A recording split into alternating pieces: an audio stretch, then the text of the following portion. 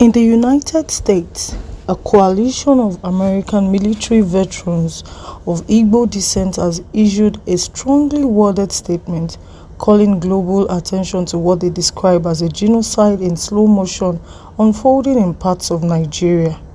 The group, known as AVID, is urging international intervention over the continued detention of separatist leader Nnamdi Kanu and ongoing violence in Benue State and other regions.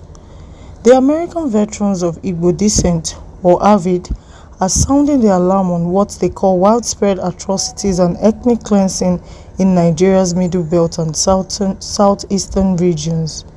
In a press statement released today, AVID links the escalation of violence to the continued detention of Nnamdi Kanu, the leader of the indigenous people of Biafra.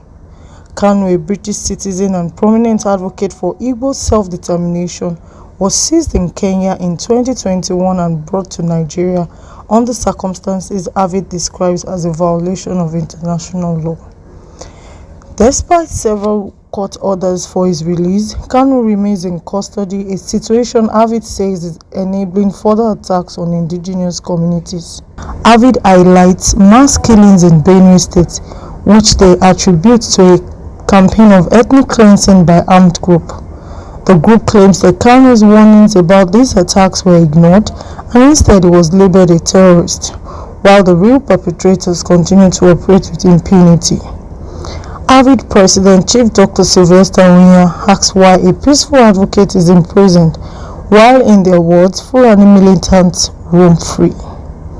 The group is calling on the United Nations, African Union, ECOWAS, and the UK government to demand Kanu's immediate and unconditional release and for international media to hold the Nigerian government accountable.